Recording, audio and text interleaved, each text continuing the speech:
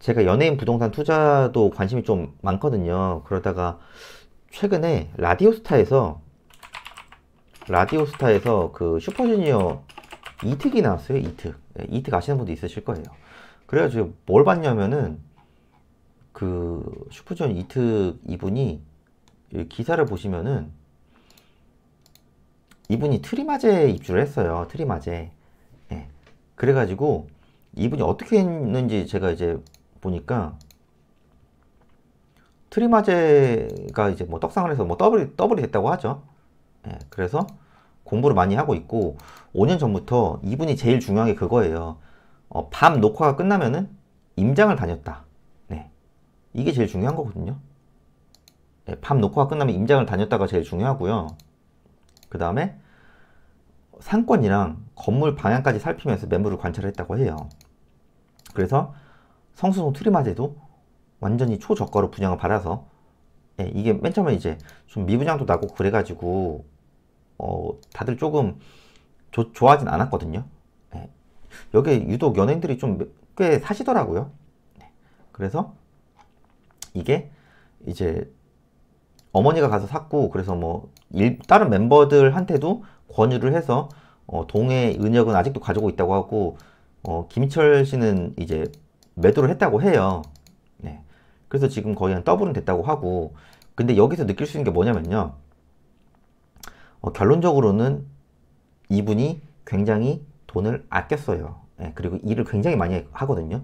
데뷔한 지가 지금 슈퍼주니어로 데뷔한 지가 거의 20년이 됐을 거예요. 근데 요즘에 좀 잘 안 나오지 그 전까지만 해도 진짜 미친 듯이 방송을 하더라고요. 그러다가 여기 써 있잖아요. 트렌드 바뀌면서 내리막이 됐다. 네. 그래서 어느 정도 되면서 최근에 잘 안 나오더라고요. 어느 순간 되면서. 그래서 이분이 지금 트리마제도 있고 이분 신사동에도 건물이 있어요. 예. 근데 이게 언제죠? 21년 6월 기사예요. 예. 21년도에 신사동에 60억짜리 건물을 샀고요. 그리고 이게 대지가 72평이니까 이게 평당 거의 한 8천만 원? 8천만 원 좀 넘게 산 거거든요.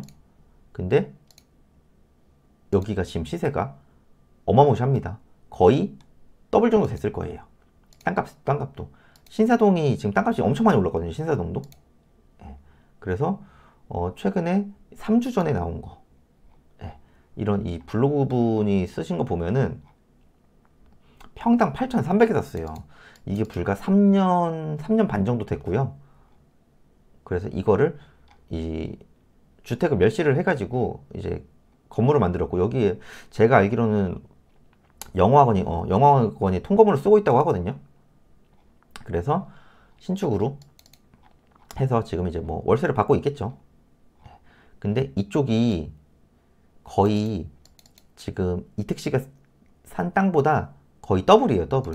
그러면은 60억에 사서 그냥 단순 비용만 보는 거예요. 60억에 사서 시세 차익이 한 120억에서 130억 된 거예요.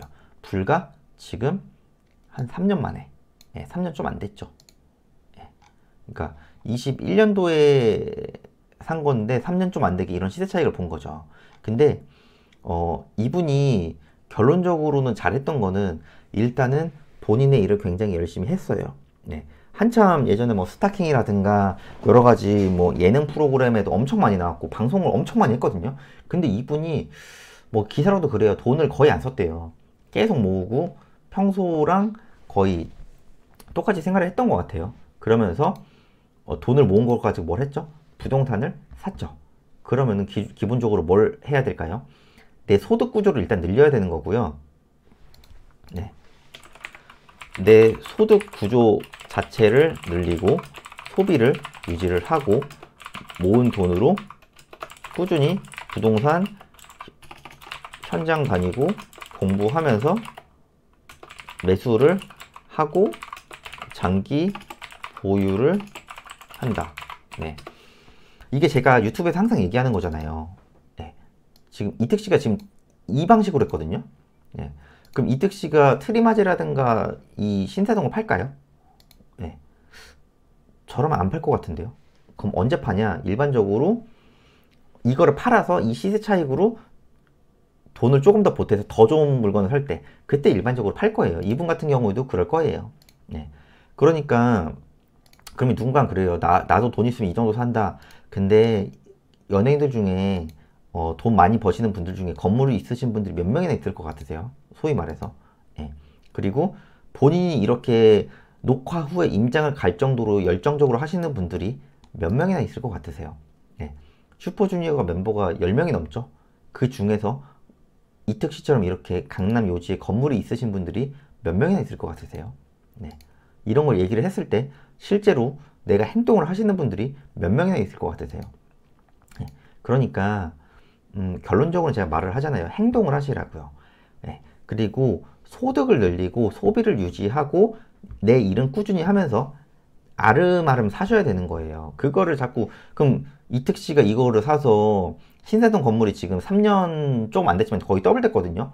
그러면은 20% 30% 올라서 홀라당 팔고 다른 거 또 사고 팔고 이랬으면 이분이 이렇게 돈을 벌었을까요?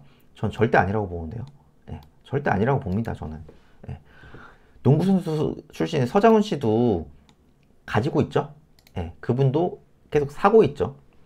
일반적으로 부동산으로 큰 돈을 버신 분들은요, 이런 과정을 다 거쳐요. 예, 4848에서 안 된다니까요. 예. 4848에서 이렇게 건물주 되신 분들 있으시면 저한테 말씀 좀 해주세요.